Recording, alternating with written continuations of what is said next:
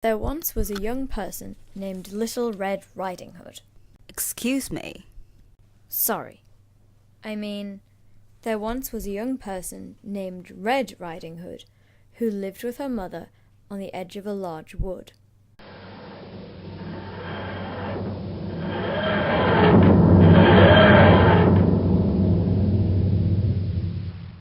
One day, her mother asked her to take a basket of fresh fruit and mineral water to her grandmother's house.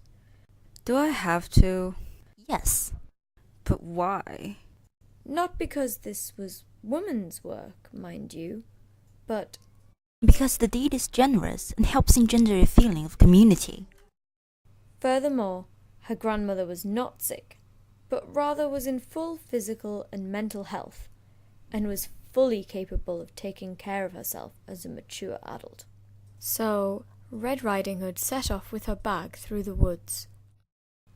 Many people believed that the forest was a foreboding and dangerous place, and never set foot in it. Red Riding Hood, however, was confident enough in her own budding sexuality that such obvious Freudian imagery did not intimidate her. On the way to Grandma's house, Red Riding Hood was accosted by a wolf. Well, hello, little lady. I'm not little. Okay. And what has the little lady got in her bag? Some healthful snacks for my grandmother, who is certainly capable of taking care of herself as a mature adult.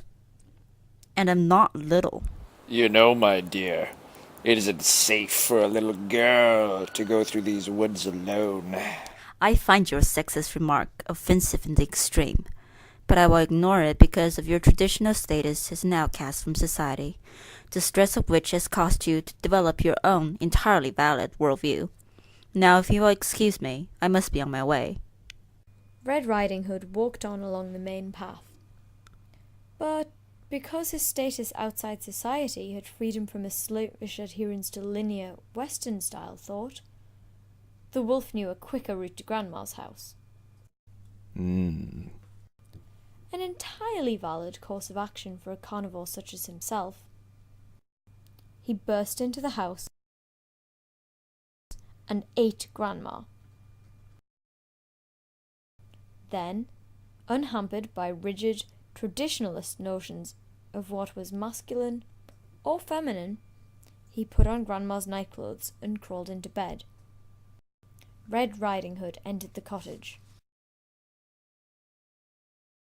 Grandma, I have brought you some fat-free, sodium-free snacks to salute you in your role of a wise and nurturing matriarch.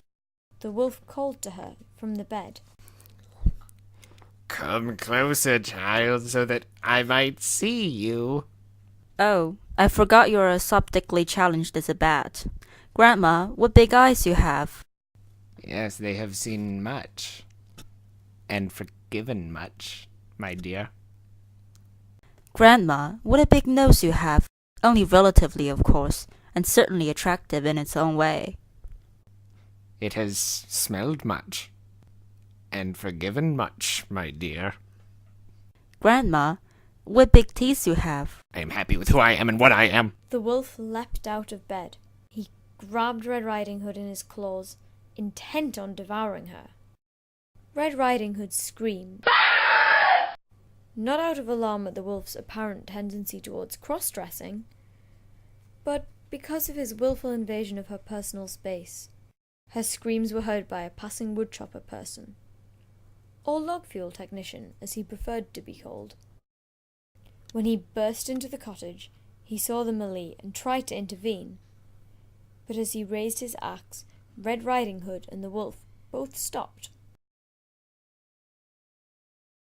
And just what do you think you're doing? The woodchopper person blinked and tried to answer, but no words came to him. Bursting in here like a Neanderthal, trusting your weapon to do your thinking for you. Sexist, speciesist, how dare you assume that women and wolves can't solve their own problems without a man's help? When she heard Red Riding Hood's impassioned speech, Grandma jumped out of the wolf's mouth, seized the woodchopper person's axe, and cut his head off. Hell him, Red Riding Hood. I had enough of this chauvinist pigs. Pigs, I say.